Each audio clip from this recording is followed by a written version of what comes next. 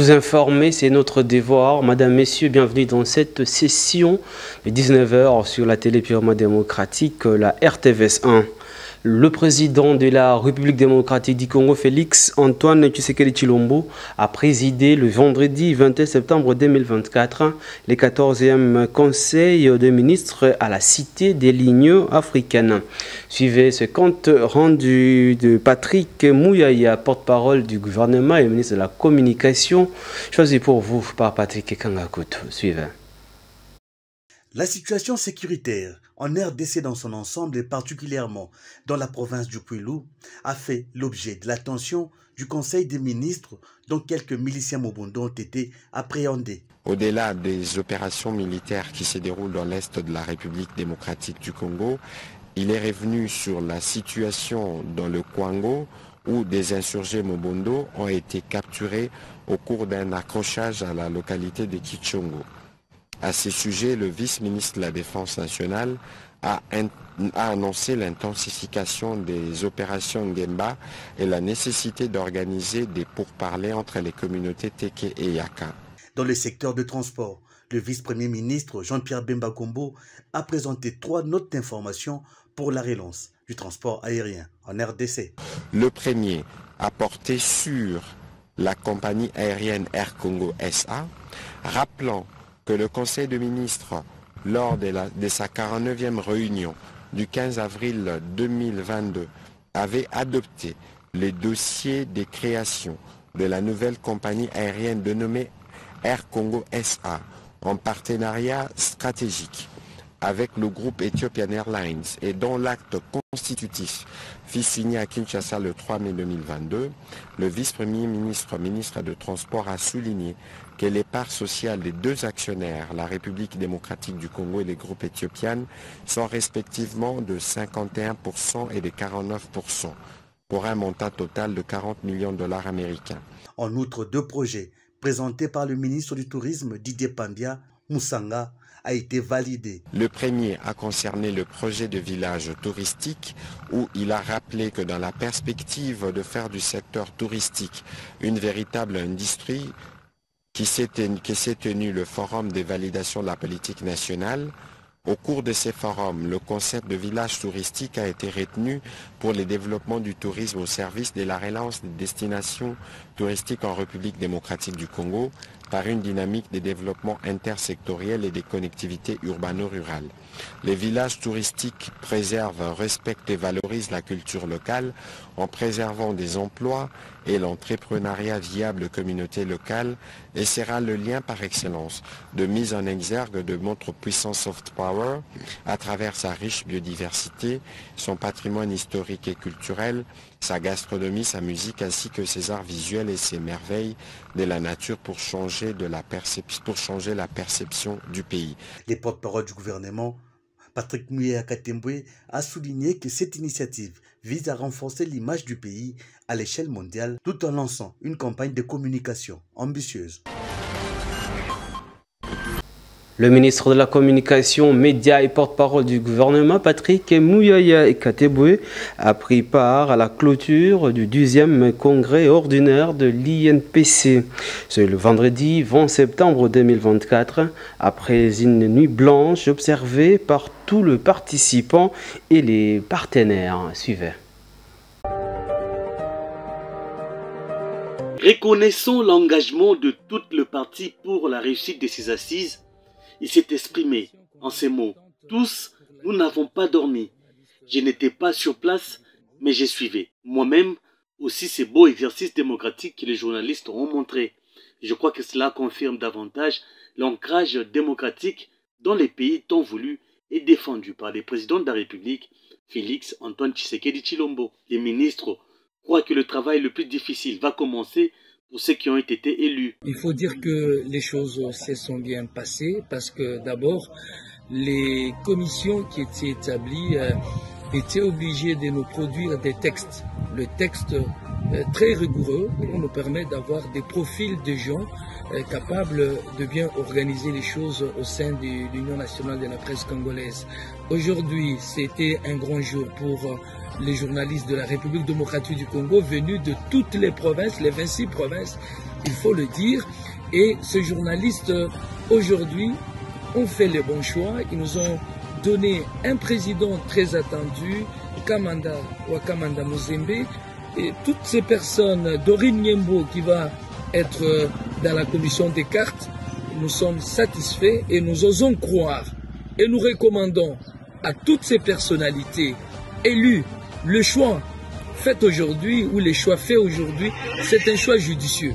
Il faut vraiment que vous puissiez nous donner des résultats et nous attendons les résultats. Je pense que les élections se sont bien passées. D'abord, c'était un long parcours plutôt.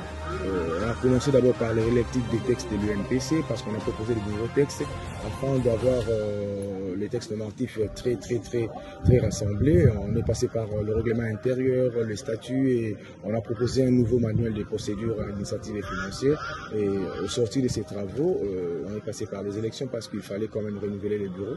Il convient de rappeler que ce 10e congrès s'est tenu ordinairement du mardi 17 au jeudi 19 septembre 2024 et a été financé totalement par le gouvernement souminois.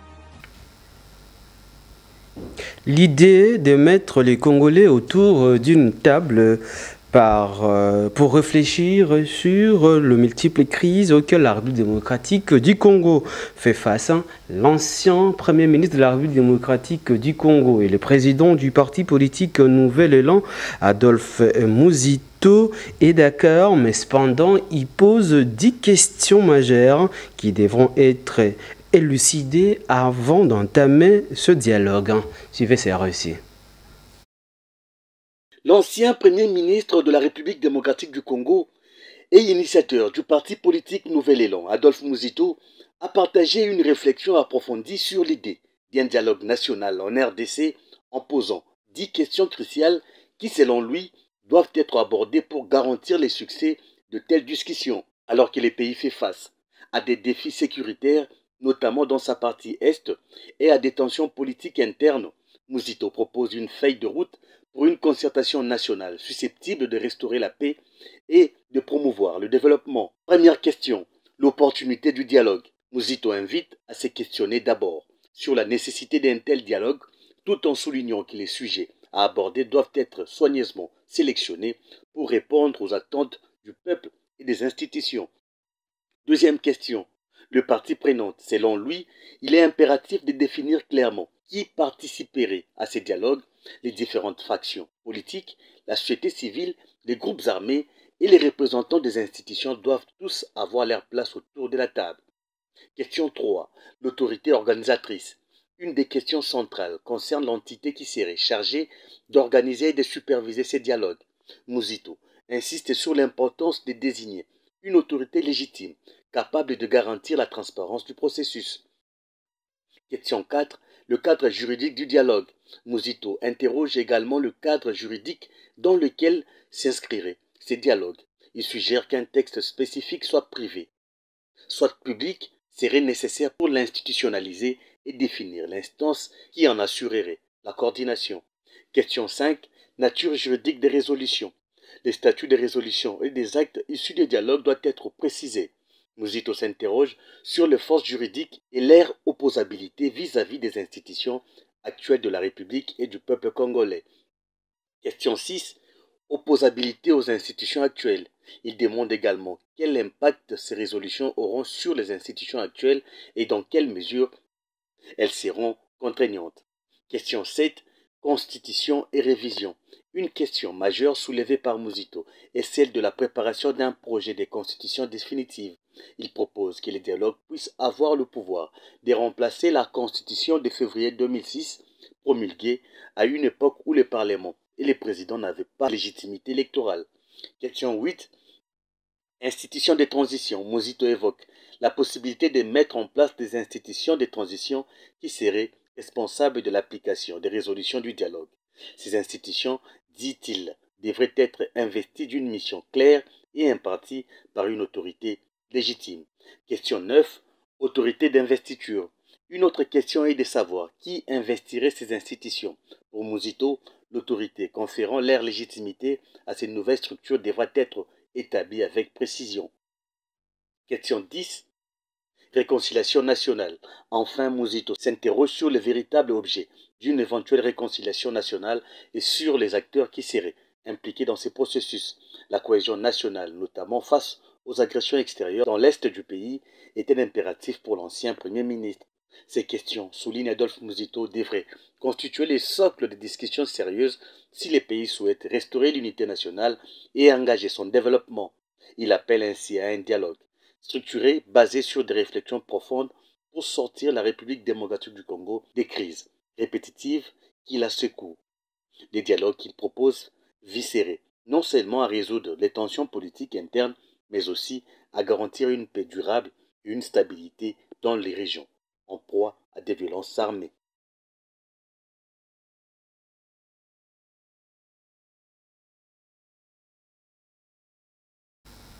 Le président de la Dynamique pour un Congo fort, le père Kubangila, soutient à 100% l'idée d'un dialogue préconisé par le président de l'ECD, Martin Fayulu Madidi.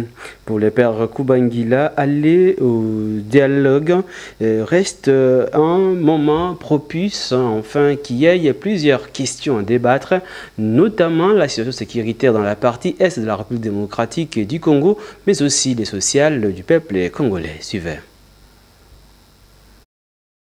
L'opposant Martin Fayulu Madidi, président du parti Engagement pour la citoyenneté et le développement ECD, plaide pour la tenue d'un dialogue entre la classe politique congolaise sous la médiation du chef spirituel dans l'objectif de renforcer la cohésion nationale et soutenir l'intégrité territoriale du pays.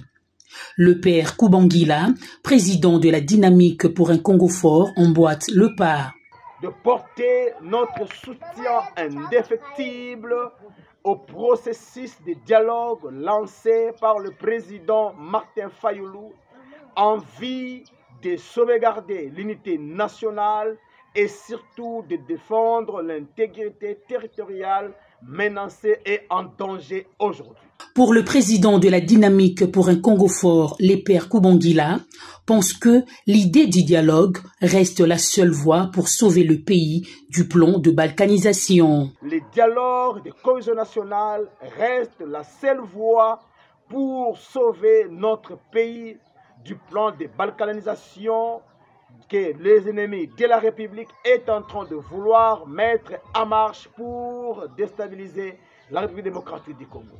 Car aucun Congolais ne saura dire demain à sa progéniture que les territoires de Massissi, les territoires de Rutshuru, les territoires de Nyiragongo étaient une partie de la République démocratique du Congo. Du reste, cet acteur politique de l'opposition, le père Kubangila, demande la classe politique, toutes tendances confondues, les églises en général et la population congolaise de soutenir l'idée de se réunir autour d'une table pour harmoniser les vues. Les cadres des concertations des forces politiques et sociales exigent la libération des prisonniers politiques, notamment Jean-Marc Kabund, Mike Mukebai et Seth Kikouni, bien sûr, et d'autres acteurs de la société civile. Une manifestation publique est prévue pour ce mercredi 25 septembre 2024 devant le palais de la justice. Reportage. Il met en garde le pouvoir contre toute tentative de musulman des acteurs du débat démocratique, notamment par l'instrumentalisation des fausses accusations dont il est seul à détenir les techniques de montage. Il exige également la libération de tous les prisonniers politiques dont Mike Mukebai, Jean-Marc Kabund, Daniel Safou, ainsi que des acteurs de la société civile, notamment Mwamisio Ndungu King de la Lucha, arrêté à Goma, Jacques Sinzaera et Gloire Saisita de Veranda Munchanga, détenus à la DEMIAP. Il demande aussi justice et réparation pour Jires Manzanza du parti ECD. Le cadre de concertation des forces politiques et sociales appelle tous les démocrates de notre pays à la vigilance et au rassemblement pour la défense de nos libertés fondamentales qui sont clairement en danger sous le régime du président Tshisekedi. Car ce qui arrive à un citoyen aujourd'hui peut arriver à un autre demain. Enfin, le cadre de concertation des forces politiques et sociales invite toutes les personnes éprises de paix et de justice à se joindre à lui pour prendre part à la manifestation publique prévue le mercredi 25 septembre prochain à partir de 9 h devant le palais de justice. Depuis Goma, où il séjourne, le secrétaire général adjoint de l'ONU en charge des opérations de maintien de la paix, Jean-Pierre Lacroix, estime que la situation humanitaire reste préoccupante. En répondant aux questions de la presse, il promet d'intensifier les consultations amorcées. Propos choisis pour vous par Patrick Kangakout. Suivez. Cette date qui d'ailleurs a toujours été plutôt une rumeur que quelque chose de réel et encore moins quelque chose d'acté, cette date un peu fantasmée selon laquelle au 31 décembre 2024 la MONUSCO aurait quitté le Congo. J'ai tenu à dissiper totalement cette rumeur, d'autant plus qu'encore une fois, ça n'a jamais été acté ni par les autorités, ni par nous-mêmes, ni par le Conseil de sécurité. Bon, d'ailleurs, nous sommes mi-septembre. Encore une fois, nous sommes aujourd'hui dans une phase de consultation qui a commencé il y a peu parce que le gouvernement a été nommé, est entré en fonction en juin. Et il avait évidemment, dans les semaines qui ont suivi son entrée en fonction, des priorités immédiates. Donc ces consultations ont commencé il y a peu, mais nous allons les intensifier. Et donc nous verrons évidemment plus en détail ce qui est attendu de nous de la part des autorités congolaises. Et en fonction de cela, nous verrons comment il nous appartient peut-être d'esquisser les prochaines étapes. Et aussi de vérifier, de penser à la meilleure allocation de nos ressources en fonction des besoins actuels, mais aussi des évolutions qui peuvent se produire s'agissant tant de la situation sécuritaire, de la situation humanitaire. Plus de 70 participants ont bénéficié d'une formation syndicale ce samedi 21 septembre 2024 organisée par la Confédération démocratique du travail, Fédération de l'éducation nationale et nouvelle citoyenneté. Question pour ses affiliés de connaître les techniques des négociations entre syndicats et le gouvernement. Reportage. Dans le cadre de la remise en niveau de leurs syndiqués, la Confédération démocratique du travail, CDT, Éducation nationale et nouvelle citoyenneté, à travers son secrétaire général, Godefroid Matondo, viennent de former des nouveaux adhérents sur les techniques des négociations avec le partenaire, le secrétaire général, dans les objectifs. La Bible dit que le peuple périt par faute de manque de connaissances. Et les enseignants qui sont devant les élèves enseignés, les enseignants sont là, lorsque nous les recrutons, ils adhèrent dans notre syndicat, il faudra que nous puissions les former pour qu'ils soient capables de se défendre dans des écoles avant que nous puissions arriver là-bas. C'est cette formation que nous avons eue aujourd'hui et cette formation était centrée sur la syndicalisation et les élections syndicales. Donc la syndicalisation, pourquoi? Parce que d'abord l'enseignant doit connaître qu'est-ce que les syndicats, quel est le but du syndicat et pourquoi il faut s'adhérer à un syndicat. Face à cette formation de remise à niveau, Godefroid Matondo revient sur les compétences spécifiques dont les participants vont accueillir avec plusieurs modules. Et que chaque enseignant sera capable, vous voyez dans ces derniers temps, il y a des histoires qui se passent dans des écoles et que les gens font n'importe quoi. Mais lorsqu'on est formé, on sait ce qu'il faut faire. Tu dois savoir te défendre d'abord toi-même en tant qu'enseignant, avant même que nous, là qui sommes des permanents syndicaux ou des provinciaux, de venir dans votre école là. Il y a un problème, tu dois poser les problèmes tels qu'il le faut.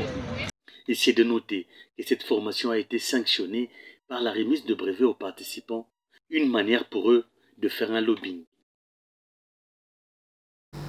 Parlons santé dans ce journal. Prévention et lutte contre la propagation d'Mpox en République démocratique du Congo. Les responsables du pilier grec ont initié un briefing de sensibilisation à l'intention des professionnels de médias en vue de le préparer sur les stratégies de communication à prendre dans le but de prévenir la population sur les symptômes, modes de transmission, la vaccination ainsi que la prévention de Mpox à travers la surveillance communautaire. C'était la direction générale de l'INPS Kinshasa. Témoin de l'événement, Christelle Kississa et Francis Mbel. Sensibiliser le professionnel de médias sur les stratégies de communication à prendre en vue d'amener la population à lutter contre la propagation de Mpox. C'est le but du briefing organisé à l'intention de professionnels de médias par le pilier du grec à la direction générale de l'INSP à Kinshasa. Après avoir passé en revue tous les tableaux de l'évolution de cette pandémie en RDC, le docteur Christian Ngandou a martelé sur les symptômes, modes de transmission, prévention et surtout de la vaccination qui commence bientôt en RDC. Les signes de la maladie, il faut d'abord ici les rappeler. C'est d'abord, ça commence par cette fièvre. Ensuite, il y a tous les signes généraux qui peuvent suivre. Et des fois, on a ces lésions cutanées qui sont plus pertinentes et pathognomoniques. Et on peut avoir des ganglions qui sont gonflés, on peut avoir des courbatures. On peut avoir même certaines complications qui peuvent survenir au niveau soit de l'œil et même au niveau des organes génitaux, des lésions génitales. Et donc ça, ce sont des signes qui peuvent arriver. Et pendant cette période de crise comme en dehors, lorsque ces signes apparaissent, il faudrait orienter les personnes qui sont affectées vers le centre de santé les plus proches pour qu'on puisse essayer de voir s'il y a un diagnostic qui peut se faire en rapport avec l'Mpox ou pas. Pour le moment, les tableaux de la situation de Mpox en RDC présentent une forte notification, mais le gouvernement a déjà préparé un plan de contingence, a dit le docteur Adélar Lofongola. A annoncé cette vaccination-là contre les Mpox, mais le plus tôt possible, si pas à la fin de la semaine, au début de la semaine prochaine, on aura encore un autre grand briefing sur la vaccination Mpox.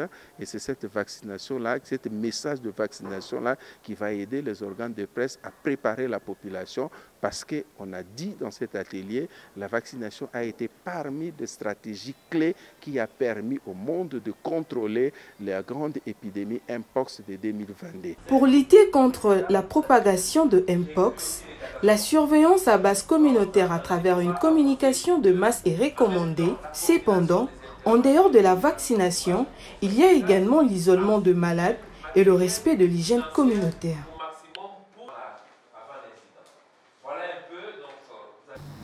Et c'est la fin de ce journal réalisé par Blaise Ndombe, Alain Guidinda, Trésor et aussi Jérès Mabeka. Merci de nous avoir suivis.